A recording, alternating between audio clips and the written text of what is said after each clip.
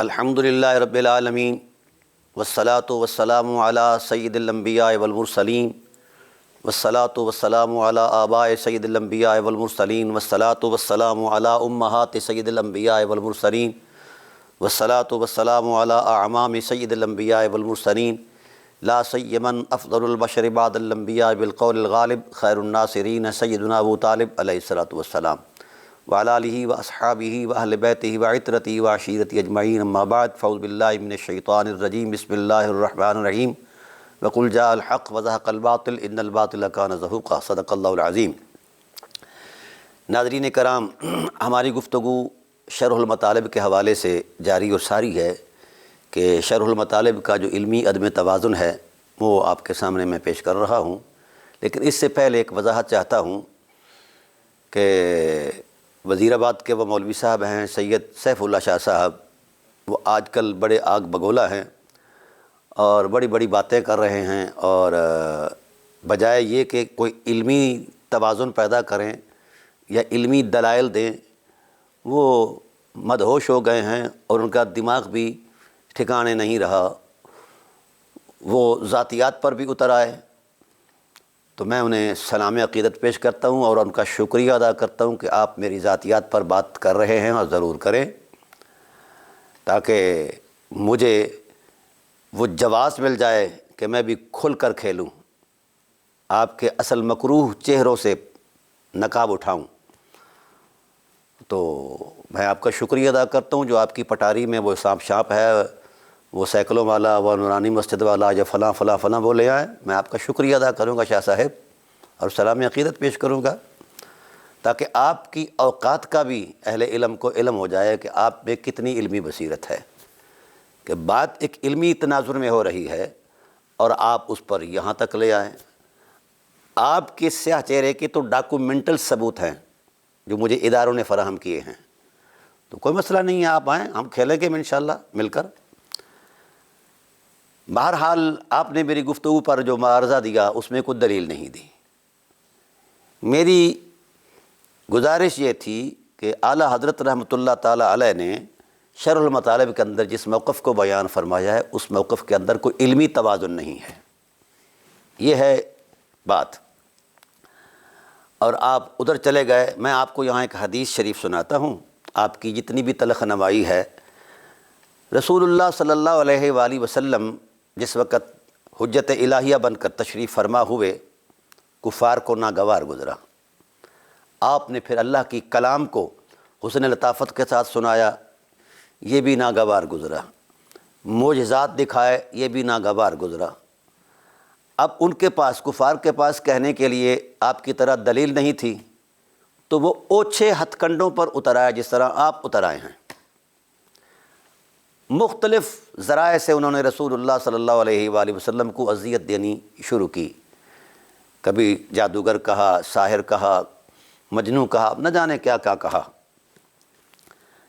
اس پر رسول دو عالم صلی اللہ علیہ وآلہ وسلم نے بھی اپنا رد عمل پیش کیا، اللہ تعالیٰ کی ذات نے بھی پیش فرمایا۔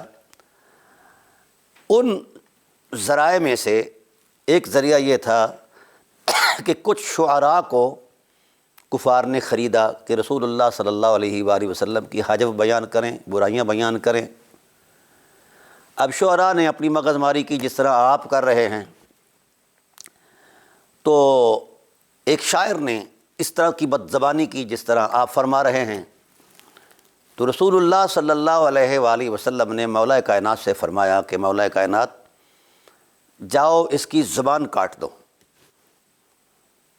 تو مولا کائنات اٹھے، صحابہ حیران ہو گئے کہ اتنی بڑی سزا کی یہ صورت سبحان اللہ بنتی ہے۔ یہ صحابہ کرام دیکھتے ہیں کہ مولا کائنات کس طرح زبان کاٹ کر لاتے ہیں اور کیا منظرنامہ بنتا ہے۔ مولا کائنات گئے اور جا کر اس شخص کو، اس شاعر کو جس نے حجب بیان کی تھی، اس کو جا کر شاہ جی پیسے دیے۔ سب لوگ حیران کہ بھیجا تھا زبان کاٹنے اور دے پیسے آئے۔ تو اس وقت حکمت رسالت جو ہے سمجھ آئی اصحاب رسول علیہم الرضوان کو کہ زبان کاٹنے کا مطلب یہ ہے کہ ایسے کتوں کو ہڈی ڈال دی جائے تو وہ کتے منہ چپ کر جاتے ہیں، تو اتنی کی قیمت ہوتی ہے اس ایسے لوگوں کی۔ تو میرے بارے میں جتنے بھی لوگ کچھ جانتے ہیں، جو کچھ میرے بارے میں بولتے ہیں، اگر وہ صحیح ہے تو اللہ مجھے معاف کرے، اور اگر وہ غلط ہے تو اللہ انہیں معاف کرے۔ یہ تو ہے میرا مزاج اور میرا اخلاق۔ لیکن جو بہت زیادہ پریشان ہیں میری بابت اور طرح طرح کی بھانت بھانت کی بولیاں بولتے ہیں، کبھی کوئی کبھی کوئی کبھی کوئی، تو یہ بولتے رہے، مجھے ان کی اس لیے پرواہ نہیں کہ میں ان کا مبلغ علم جانتا ہوں۔ ان کی اوقات صرف سگان مسلخ ہے، جو ہڈی اور چھیچڑوں کے طلب میں اس بچڑ خانے کے ارد گرد کو کرتے رہتے ہیں۔ مجھے ان کی اس لیے پرواہ نہیں ہے شاہ صاحب، اور میں جانتا ہوں کہ ان لوگوں کی قیمت کیا ہے۔ میں نے اسوہ رسول پر عمل کرتے ہوئے نا کچھ چند لوگوں کو ہڈی ڈالی، تو آج میری تعریف اور توصیف کر رہے ہیں مسلک بریلوی سے تعلق رکھنے والے۔ تو شاہ صاحب آپ اپنا قد بھی بڑھا رہے ہیں ایسی باتیں کر کے، اور ریٹ بھی بڑھا رہے ہیں۔ ابھی تک آپ اس ریٹ پر، اس قد پر نہیں پہنچے کہ میں آپ کی کوئی قیمت لگاؤں، ہڈی لگاؤں یا چھیچڑا لگاؤں، ابھی تک آپ اس پر نہیں پہنچے۔ آپ آئیں میدان میں اور وہ چیزیں بروب کار لائیں تاکہ مجھے وہ جواز ملے جو میں نے اپنی آپ پر پابندیاں لگا رکھی تھیں کہ بھئی یہ چیزیں میں نے ڈسکس نہیں کرنی، تاکہ مجھے جواز ملے۔ اہل سنت علماء جو معتدل علماء ہیں وہ سمجھیں ان چیزوں کو۔ آپ یہ چیزیں لائیں، میں بسم اللہ میں استقبال کروں گا، تاکہ مجھ پر کوئی گلہ نہ آئے کہ میں نے کیا کیا کہا اور کس کس ثبوت سے کہا۔ آئیے لائیے ثبوت، لائیے، آپ سائیکل والا ثبوت لائیے، مسجد والا لائیے، فلاں فلاں، بسم اللہ، فقیر حاضر ہے۔ اگر آپ کے اندر علمی دیانت ہے اور علمی احترام ہے تو پھر آپ علم اور دلیل کے ساتھ جو میں پیش کر رہا ہوں اس پر دلیل کی بنیاد پر معارضہ پیش کریں۔ یہ تو ہوئی بات علم اور اخلاق سے متعلق۔ آپ جو باتیں کر رہے ہیں وہ کرتے رہیں، پھر میں دیکھوں گا کہ آپ کی قیمت کیا لگانی ہے۔ چلیے، میرا موقف تھا کہ اعلیٰ حضرت رحمۃ اللہ تعالیٰ علیہ کہ اس کتاب کے اندر، شرح المطالب کے اندر علمی عدم توازن ہے، اس لیے یہ باعث یقین اور قابل اطمینان نہیں ہے۔ میں نے روایت پیش کی تھی حضرت ابو ہریرہ رضی اللہ تعالیٰ عنہ کے حوالے سے، اور آپ بڑے چیخ چیخ کر کہہ رہے تھے کہ ان کی گستاخی کی ہے۔ میں صحابہ علیہم الرضوان کی گستاخی کرنے والے پر لعنت بھیجتا ہوں، اور جس شخص نے اہل بیت کی گستاخی کی اس پر 1000 لعنت بھیجتا ہوں، ایک نہیں 1000۔ میرا تو بحمد اللہ تعالیٰ یہ موقف ہے۔ آپ اصحاب رسول علیہم الرضوان کے گستاخ کی تکفیر کرتے ہیں، میں تکفیر سے بھی 2 قدم آگے کھڑا ہوں، لیکن شرم برم آپ میں ہے ہی نہیں کہ میں نے جب کہا ہے، آپ سے بھی کہا ہے اور سید ذوالفقار شاہ صاحب سے بھی کہا ہے کہ جو حضرت زہرا کی گستاخی کرتا رہا ہے اس کی بھی تکفیر کریں، اس نے جرت نہیں کی، وہ مجھے کوستے رہے ہیں، اور آپ بھی نہیں کریں گے کیونکہ آپ کے وہ ننہال ہیں شاہ جی، اس لیے آپ نہیں کریں گے۔ بہرحال بات چلتی ہے علم اور دلیل کی عظمت میں، ہم آگے چلتے ہیں۔ بات یہ تھی کہ حضرت ابو ہریرہ رضی اللہ تعالیٰ عنہ کی بیان کردہ جو روایت آئی ہے، اور اعلیٰ حضرت علیہ رحمٰ نے اسے دلیل اول کے طور پر پیش کیا ہے کہ جب وفات ابو طالب ہو رہی تھی اس وقت حضرت ابو طالب علیہ السلام کو حضور کلمے کی تلقین فرما رہے تھے، اور ابو ہریرہ رضی اللہ تعالیٰ عنہ کی روایت کے مطابق یہ تھا کہ جناب ابو طالب علیہ السلام نے یہ فرمایا کہ لولا ان تعیرنی قریش، اگر مجھے قریش کی آر کا خوف نہ ہوتا تو میں ضرور وہ کہہ دیتا جو آپ کہہ رہے ہیں۔ یہ ہے حضرت ابو ہریرہ رضی اللہ تعالیٰ عنہ کی بیان کردہ روایت۔ اس پر میں کچھ گفتگو کر چکا ہوں۔ شاہ صاحب آپ مجھے بے علم ہونے کا طعنہ دیتے ہیں، آئیے آپ پر سوال ہے۔ حضرت ابو ہریرہ رضی اللہ تعالیٰ عنہ نے جو روایت بیان فرمائی اس میں آیت کا بھی تصور دیا، انک لا تہدی من احببت، تو میں چاہوں گا کہ آپ حضرت ابو ہریرہ رضی اللہ تعالیٰ عنہ کے ان ذرائع کی نشاندہی کر دیں جن ذرائع سے اس روایت کا حضرت ابو طالب علیہ السلام نے تحمل فرمایا ہے۔ ادائے روایت کی بات کریں گے، پہلے تحمل روایت کے وہ ذرائع جو مسلم ہیں، رویت ہے اور سماع ہے، قرات ہے، مناولہ ہے، مکاتبہ ہے، اعلام ہے، وصیت ہے، وجادہ ہے، جتنے بھی ذرائع ہیں، آپ کسی قطعی ثبوت سے ان ذرائع علم کا منظرنامہ پیش کر دیں جن ذرائع علم سے حضرت ابو ہریرہ رضی اللہ تعالیٰ عنہ نے وفات ابی طالب علیہ السلام کا یہ منظرنامہ آنکھوں سے دیکھا ہو، یا 10-11 سال بعد رسالت پناہ عالم صلی اللہ علیہ وسلم نے اس نعمت غیر مترقبہ کو ابو ہریرہ رضی اللہ تعالیٰ عنہ کو تفویض کیا ہو، ٹھیک ہے، 11 سال بعد، اور 11 سال تک رسول اللہ صلی اللہ علیہ وسلم خاموش رہے ہوں۔ جو میں نے حضرت ابو ہریرہ رضی اللہ تعالیٰ عنہ کی بات کی ہے نا، وہ کہ وہ بھیک مانگا کرتے تھے، وہ ان کے اسلام لانے کے پہلے کے حالات ہیں، وہ تمام تذکرہ نگاروں نے لکھے ہیں، یہ گستاخی والی بات نہیں۔ اسلام لانے کے بعد تو سبحان اللہ وہ ہماری آنکھوں کا نور ہیں۔ تو گستاخی میں نہیں کرتا، گستاخی آپ کرتے ہیں، آپ کی نیچر میں اور مزاج میں یہ چیزیں ہیں۔ بہرحال تو آپ ان ذرائع علم، تحمل روایت کے ذرائع کا جائزہ پیش کر دیں علمی حوالے سے، اور آپ مجھے ڈراتے ہیں کہ آپ نے فلاں کتاب نہیں پڑھا، فلاں کتاب نہیں پڑھی۔ اللہ کے بندے، یہ کتابیں الحمدللہ فقیر نے کئی مرتبہ پڑھائی ہیں، ایسا نہیں معاملہ، اس لیے انہی کی روشنی میں تو میں آپ سے لڑ رہا ہوں، جس کا جواب آپ کے پاس نہیں ہے، کسی کے پاس نہیں ہے الحمدللہ۔ تاہم آئیے اعلیٰ حضرت رحمۃ اللہ تعالیٰ علیہ کا علمی ادب توازن، اب یہ جو روایت بیان کرتے ہیں حضرت ابو ہریرہ رضی اللہ تعالیٰ عنہ کے حوالے سے، اس میں یہ واضح نصاً موجود ہے کہ لولا ان تعیرنی، مجھے قریش کی آر کا خوف نہ ہو تو میں جناب والا ضرور کلمہ پڑھتا۔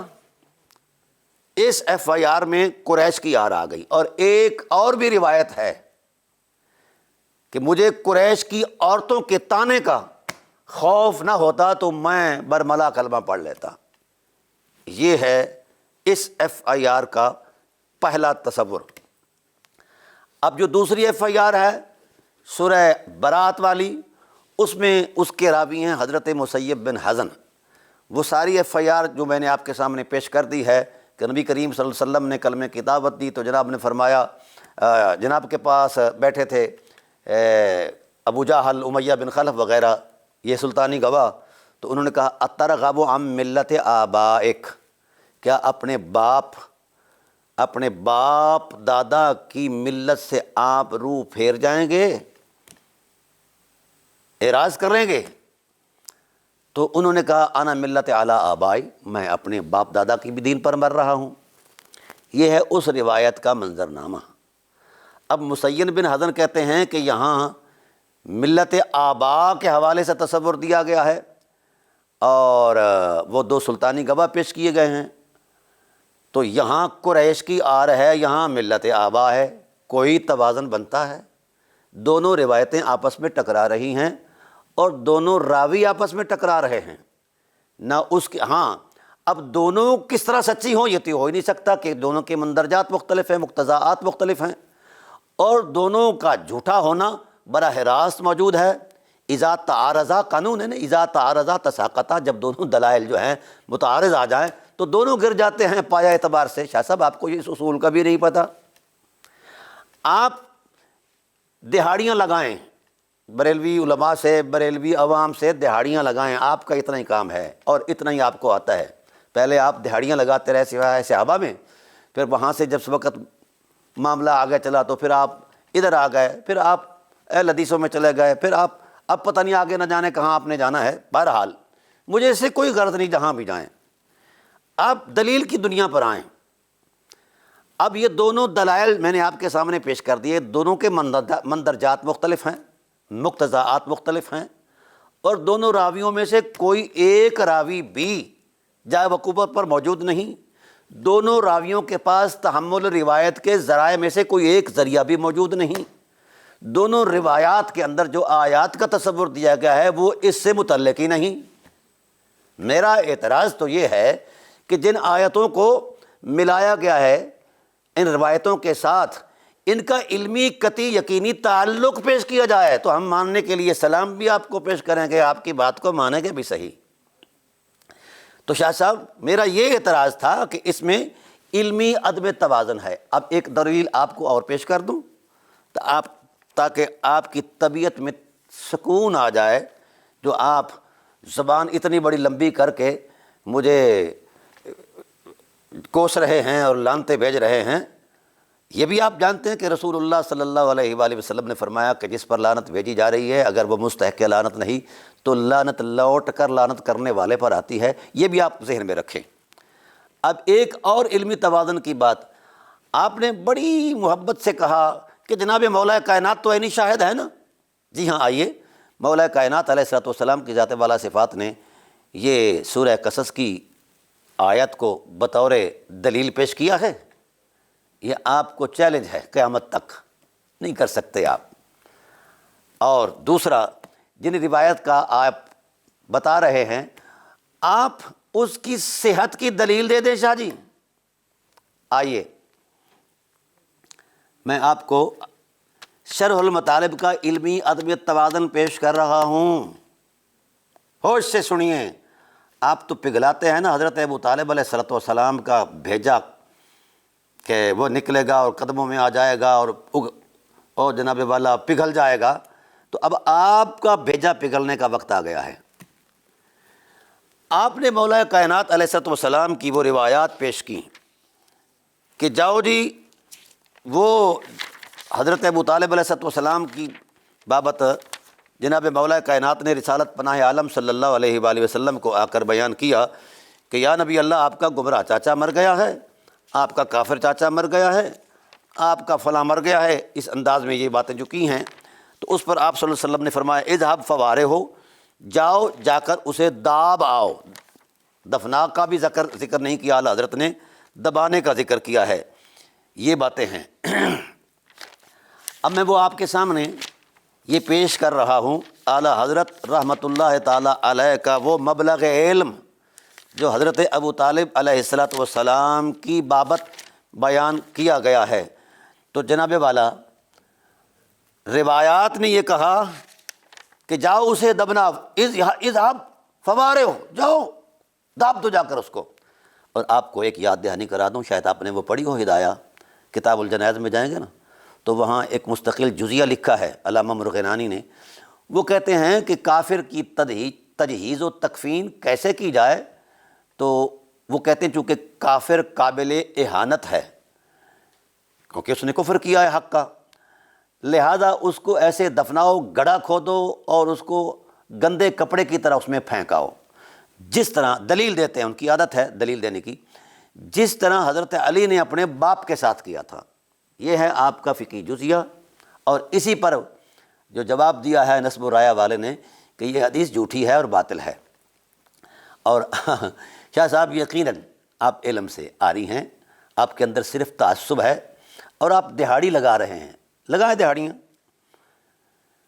اب یہ روایت اعلیٰ حضرت لے آئے کہ رسول نے فرمایا جاؤ اسے دفن کر کے دبا آؤ، یہاں بھی لکھا ہے جاؤ دبا آؤ۔ جناب مولا کائنات دبا آئے، یہی بات ہے۔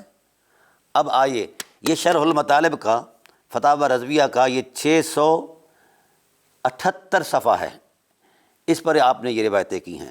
اب آئیے 678 صفحہ کی بجائے آپ کو 76 صفحہ پر لاتے ہیں، یہ آپ کے پاس ہوگا، نظامیہ والوں نے چھاپی ہے۔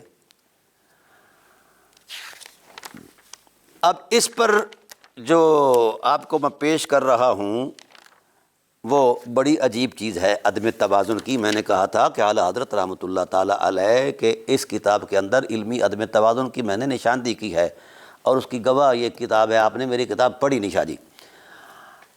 اب حضرت علامہ عینی عمدۃ القاری میں وہ خود اعلیٰ حضرت لکھا ہے، عمدۃ القاری والوں نے لکھا، ارشاد الساری والوں نے لکھا، مواہب اللدنیہ میں وغیرہ امام سہیلی سے یہ منقول ہے۔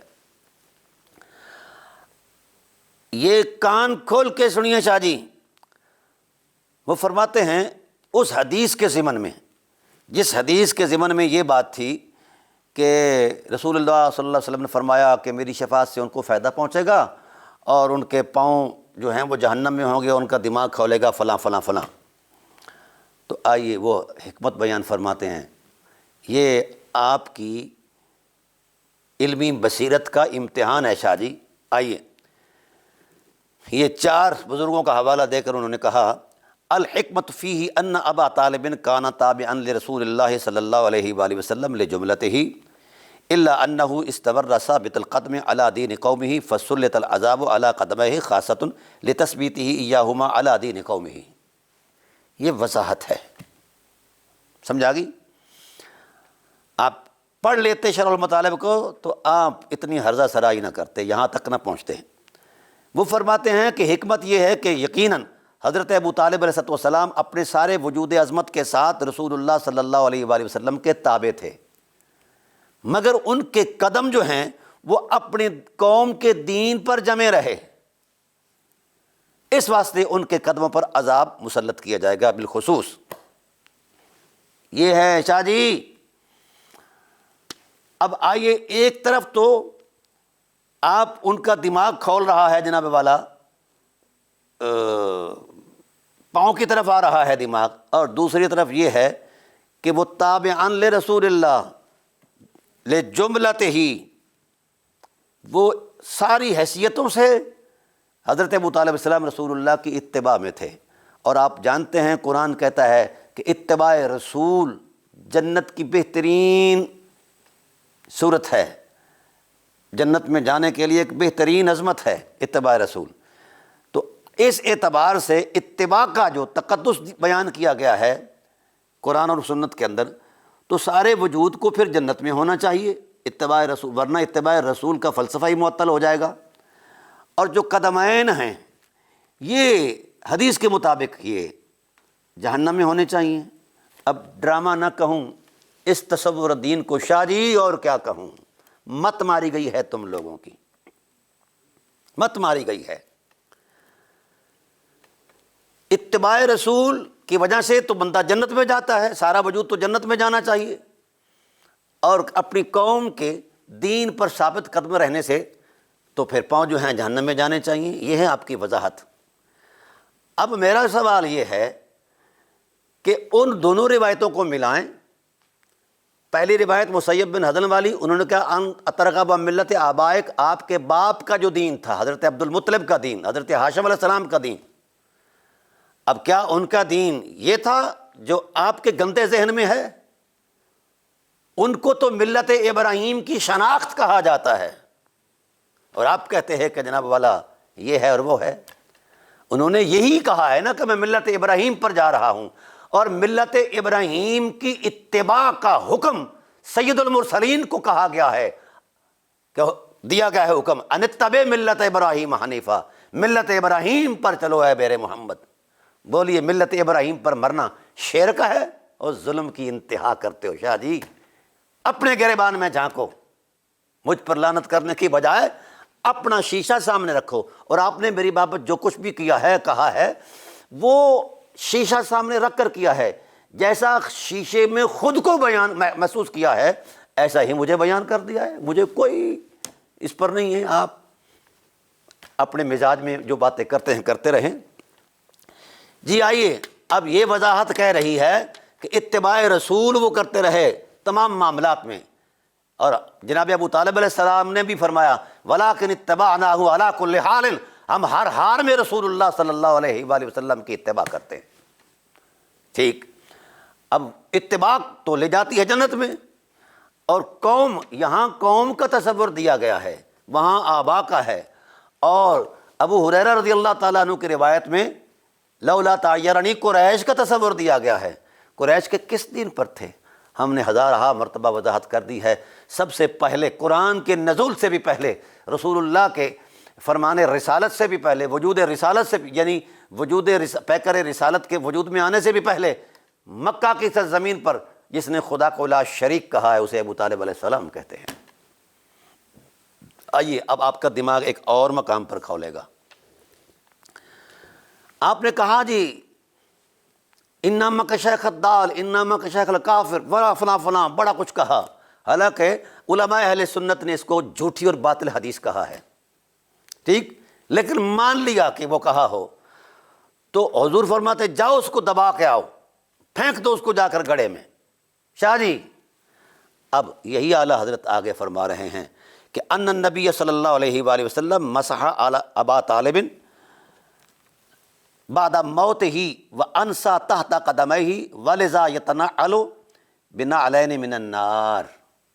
یہ اعلیٰ حضرت علیہ رحمہ کا علمی نظم ہے، یہ توازن ہے کہ جب جناب رسالت پناہ عالم صلی اللہ علیہ وآلہ وسلم کو اطلاع ملی کہ جناب ابو طالب علیہ السلام کا وصال ہو گیا ہے تو آپ تشریف لائے، وہ ید اللہ والا ہاتھ حضرت ابو طالب علیہ السلام کے سر سے لے کر پاؤں تک رحمت کا، شفقت کا ہاتھ پھیرا، اور وہ انسا قدمہ ہے، اور حضور صلی اللہ علیہ وسلم ان کے قدموں پر ہاتھ پھیرنا بھول گئے۔ شاہ جی لہذا ولذا یتنعل بنا، لہذا قدموں پر ہاتھ نہ پھیرنے کی وجہ سے ان کو آگ کی جوتیاں پہنائی جائیں گی۔ اب میرا شاہ صاحب سوال یہ ہے، یا تو دست رحمت کی برکات کا انکار کر دو، یا پھر یوں کہو کہ دست رحمت اور اتباع رسول کی عظمت میں حضرت ابو طالب علیہ السلام کو جنت کے علیین مقام پر پہنچایا جائے گا جس طرح قاعدہ قدرت ہے۔ آپ نے تو خدا پر کبھی یقین نہیں کیا اور رسالت کو ٹھکراتے رہے، یہ کیا مانتے ہیں آپ ان چیزوں کو؟ یہ قانون قدرت ہے، اتباع رسول جنت، نتیجہ کیا ہے؟ جنت۔ اچھا، یہاں دست رحمت پھیرا گیا سارے وجود پر اور صرف بھول گئے حضور کیا؟ قدموں پر ہاتھ پھیرنا۔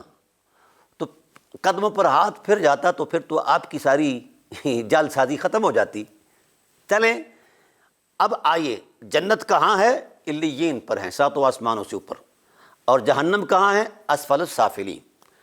آپ حضرت ابو طالب علیہ السلام کے قدموں کو جہنم میں رکھیں اور اتباع رسول اور دست رسول کی برکت سے سارے وجود کو جہنم میں جانا ضروری ہے، ورنہ دین کا سارا فلسفہ ہی ختم ہو جائے گا۔ اب پاؤں سے اوپر کا سارا وجود جنت میں ہے حسب قاعدہ، اور پاؤں ثابت قدم رہے قوم کے دین پر، یہ سب سے بڑا جھوٹ ہے۔ ابو طالب کہتے ہیں مسیب بن حزن کی روایت کے مطابق انا علی ملت آبائی، میں اپنے باپ کے دادا کے دین پر ہوں۔ یہاں قوم کا کیا تصور ہے؟ یا وہ روایت جھوٹی ہے یا یہ حکمت جھوٹی ہے؟ آپ اپنے جھوٹوں پر غور کریں کہ کتنے کتنے جھوٹ کس کس تصور میں بولے گئے ہیں، اور ان جھوٹوں کو سچ کرنے کے لیے قرآن کا ناجائز کتنا استعمال ہوا ہے۔ اب آئیے جناب، پھر آپ کہتے ہیں کہ ان کا دماغ کھولے گا، جنت میں باقی وجود جو ہے اتباع رسول کی عظمت میں اور دست شفقت کی برکت سے جنت میں چلا گیا حسب قاعدہ، باقی وجود جو ہے حصہ وہ یہاں رہا جہنم میں اسفل السافلین میں۔ اب آپ کو حضرت ابو طالب علیہ السلام کا قد اتنا بڑا یقین کرنا پڑے گا کہ ساتوں آسمانوں سے اوپر ہے جنت، وہاں ان کا سارا وجود ہے، اور پاؤں اتنے لمک گئے نیچے آ گئے کہ جہنم میں کھڑے ہیں ابھی تک۔ اور پھر یہ بھی آپ کو ماننا پڑے گا کہ جہنم کا اثر جو ہے جنت کی حرمت مآب فضاؤں میں بھی ہوتا ہے، کیونکہ پاؤں میں لگنے والی آگ کا اثر دماغ کھولے گا اور بیجا نکل کر باہر آ کر پاؤں میں گرے گا، تو اس وقت آپ کی جو قامت ہے فطری، اس قامت کی عظمت میں آپ جنت میں تشریف فرما ہوں گے حسب قاعدہ قدرت، اور پاؤں آپ کے مطابق روایات کے مطابق وہ جہنم میں ہوں گے۔ ٹھیک، تو شاہ صاحب یہ ہے عدم توازن جس کی فقیر نشاندہی کر رہا ہے۔ تو میں چاہوں گا کہ آپ اعلیٰ حضرت علیہ رحمہ کی بارگاہ میں ہاتھ جوڑ کر عرض کریں کہ اپنے اس موقف کی قوت میں کوئی علمی توازن پیدا کریں، روایتیں روایتوں سے ٹکرا رہی ہیں، آیتوں کو بے محل کیا جا رہا ہے، اور جناب والا ایسے ایسے فلسفے گھڑے جا رہے ہیں۔ یہ ہے شرح المطالب کا حال۔ ہم تو وہ باتیں نہیں کرتے چونکہ ہمارے ہاں اعلیٰ حضرت رحمۃ اللہ تعالیٰ علیہ ایک مقتدر شخصیت ہے اور محترم شخصیت ہیں۔ یہ الگ بات ہے کہ آپ لوگوں نے اور آپ کے ٹولے نے اعلیٰ حضرت کو بڑا بیچا ہے، بڑا بیچا ہے، تو آپ نے بڑی کمائی کر لی ہے۔ اب اعلیٰ حضرت علیہ رحمہ کے ان موقف کی تائید میں کوئی نیا مطالعہ پیش کریں، یہ تو ادڑ گیا ہے سارا۔ تو آپ پر شاہ صاحب یہ دو چیزیں واجب ہیں، ضروری ہیں۔ ایک تو یہ چیز کہ آپ اس عدم توازن کو توازن میں دلیل کے ساتھ پیش کریں، اور دوسرا یہ ہے کہ آپ ان روات کے پاس تحمل روایت کے ان ذرائع کی نشاندہی کریں، اور پھر ساتھ ساتھ یہ جو ٹکراؤ پیدا ہوا ہے دو روایات کے اندر، ان کے اندر تطبیق پیدا کر دیں علم اور دلیل سے، تو پھر انشاءاللہ العزیز اگلی بات پھر آپ کے ساتھ کریں گے ہم۔ تو باقی آپ بڑا شوق پورا کریں، وہ کاموں کی والا یا ادھر ادھر والا جو کچھ بھی ہے، تو بحمد اللہ تعالیٰ پھر فقیر کھل کے کھیلے گا۔ بسم اللہ۔ السلام علیکم ورحمۃ اللہ وبرکاتہ۔